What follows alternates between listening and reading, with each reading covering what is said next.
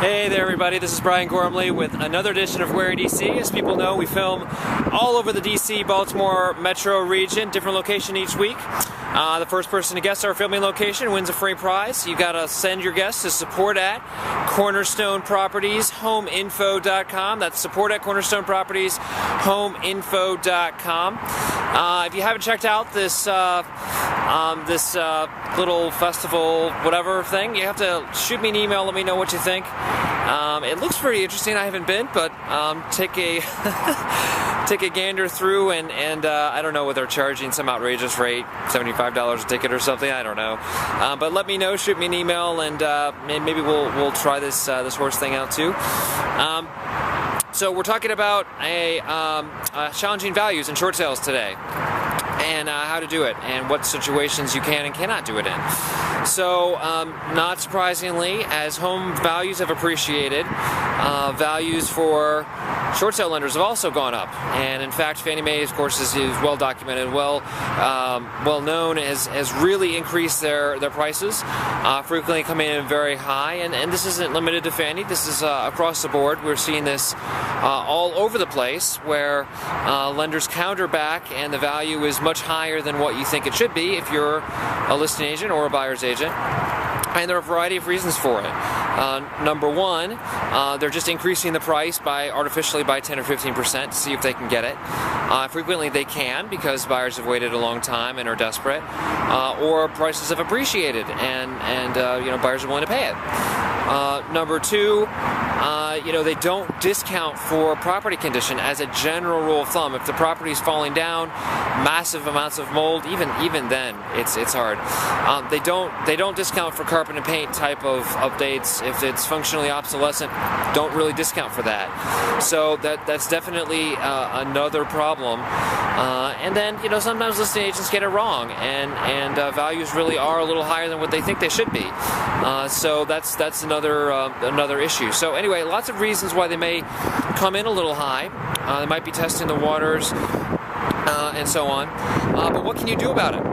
So there are a variety of different things. Number one, sort of the baseline is to send in a CMA, which is a set of comps that anyone can pull.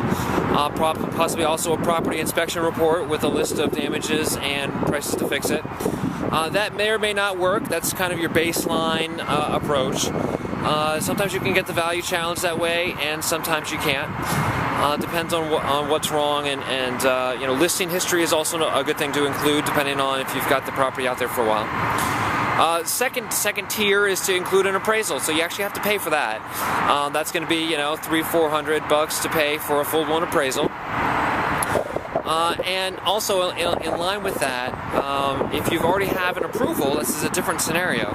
You have an approval, the buyer has agreed to accept the terms of the short sale lender, and then they get an appraisal and it comes in less than the purchase price. That is another way of challenging. So you would send in the appraisal there. You would say, hey, look, buyer can't buy for any more than what's the appraised value. They're not willing to put in any additional money. They can't buy. If it's an FHA appraisal, even better, because that property value is that appraised value is stuck on the property for the next 6 months. So it's an even more compelling argument. And in any event, the lender will likely reduce that price. That's the most likely scenario. So. Scenario number one, send in the comps, property inspection report, property repair estimate, listing history. Scenario number two, send in an appraisal to challenge. This is pre-approval. Scenario number three is if you've got an approval already, you can send in the appraisal if it doesn't come in at purchase price. And scenario number four, this works really well for properties where they're just inflating the value artificially, is where you just wait. You do nothing. We've had this scenario where the banks will actually come back and say, oh, well, by the way, we wanted X. We'll knock the price off by 50 grand because we see that, in fact, you're not bluffing. We were. And a couple weeks later, they come back and say, well, we'll go ahead and submit it anyway. See what we come back to. And sure enough, they get an approval. Now that's an exceptional case, and obviously, a certain set of circumstances are really needed. Property has got to be out there for a while. Property has a lot of damages. The lender really does not want the REO. But that's certainly a possibility, and so that's something that you can't hold as a guarantee, but it's possible.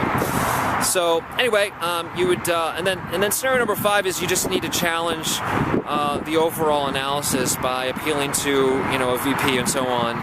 State your case. Again, it's not you just have a high value. You're not going to sell this property. We need an adjustment, and sometimes they'll listen. Again, you've got to have a very compelling argument. It's a very fact-dependent scenario, but you never know. You never know what you can get. So don't forget to send your guesses. Support at Cornerstone Properties, homeinfo.com. First person to guess gets that free prize. I'm going to do a quick 360, and good luck. By the way, we do negotiate short sales for our agents, so get in touch with us. If you're tired of negotiating, you want to stay legal in the state of Maryland, get in touch with us. We'll do our best. We usually get these things approved. Talk to you later. Bye-bye.